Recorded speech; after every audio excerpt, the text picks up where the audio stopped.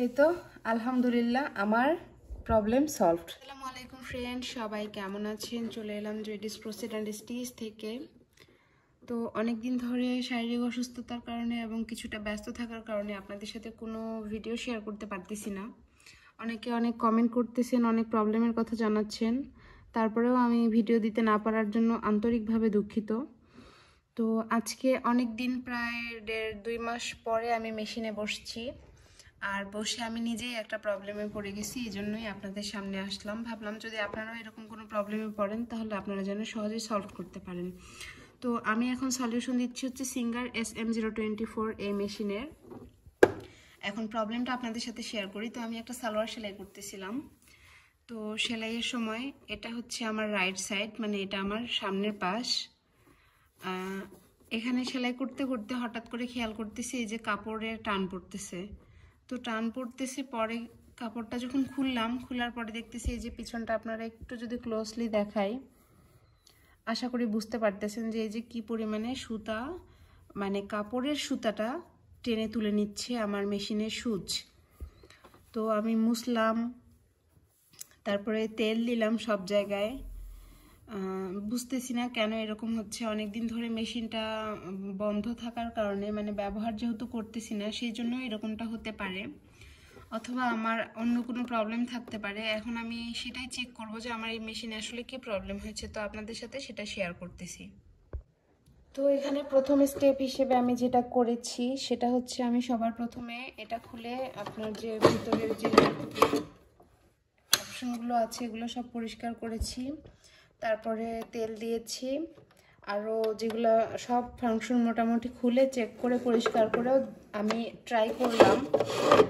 আমি next time এই কাপড়টাতে try করলাম, কিন্তু দেখলাম যে না, কিছুতেই প্রবলেমটা আমার সলভড হচ্ছে না। এই যে দেখে বুঝতে পারছেন আমার প্রবলেম সলভড হচ্ছে না। প্রচুর অবস্থা খারাপ হয়ে গেছে কাপড়ে যে টানে টানে নিয়ে।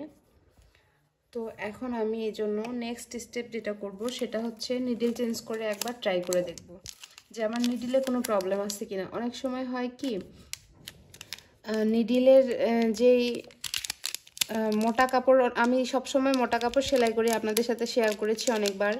আমি জিন্সের ব্যাগ থেকে শুরু করে জিন্সের প্যান্ট সব কিছু মোটামুটি সেলাই করে দেখিয়েছি।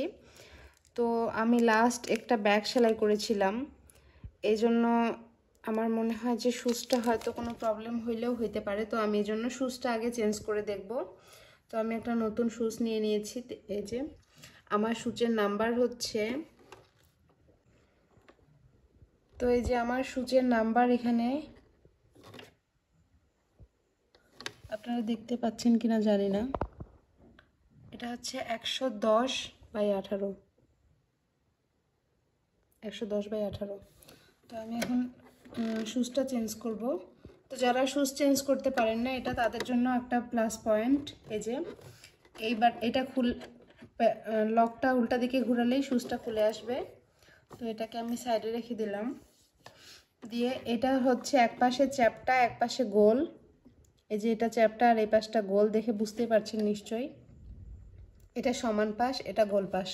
তো সমান পাশটাকে আমি পেছনের সাইডে রাখবো আর গোল পাশটাকে সামনের সাইডে রাখবো।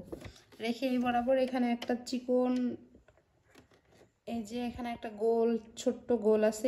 এই যে একটু ভালো করে খেয়াল করলে বুঝতে পারবেন, এই যে ওঠানামা করতেছি আমি সুইটাকে। তো লাস্ট যতটুকু উঠবে ততটুকু এই গোল পর্যন্ত উঠিয়ে এটাকে টাইট দিয়ে দিচ্ছি।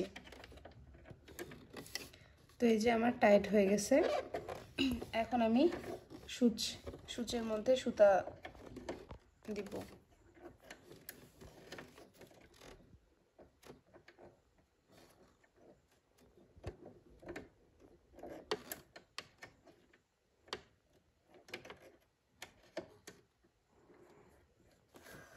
তো এই তো হয়ে গেছে। এখন আমি আরেকবার ট্রাই করে দেখব যে আমার প্রবলেমটা সলভ হলো কিনা।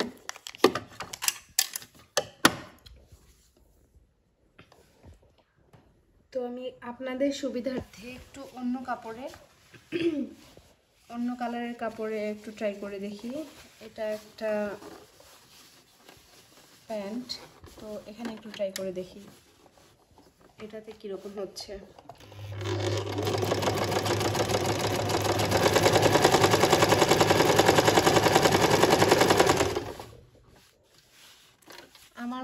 প্রবলেমটার সমাধান আমি পেয়ে গেছি। এই তো মোটামুটি ভালোই সেলাই হয়েছে। এর আগেও এই কাপড়টাতে আমি আরেক জায়গায় ট্রাই করছি, এটা একটু দেখাই কোথায় ট্রাই করলাম।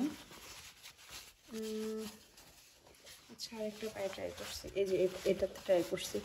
এই যে এখানে ট্রাই করার সময় এই যে সুতা টেনে নিয়েছিল, এটা হচ্ছে সামনের পাশ, এই যে এটা হচ্ছে অপোজিট পাশ। যে জায়গায় সুতা টেনে নিয়েছে এই যে কাপড়ের সুতাটাকে উইক করে দিয়ে টেনে নিয়েছিল। তো এখন আমি এই কাপড়টাতে আরও একবার ট্রাই করে দেখব যে এখন আমার সেলাইটা ঠিক হয়েছে কিনা।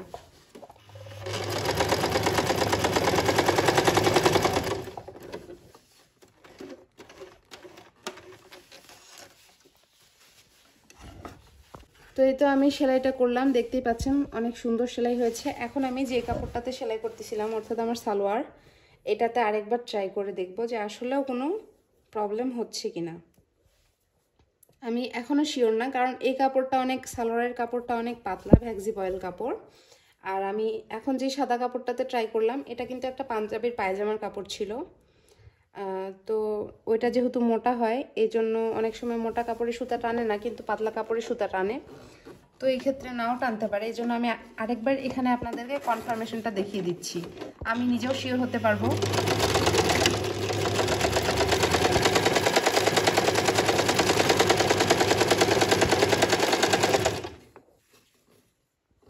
তো আলহামদুলিল্লাহ এই পর্যন্ত টানেনি, তারপরেও আমি শেষ পর্যন্ত টেনে আপনাদেরকে দেখিয়ে দিচ্ছি।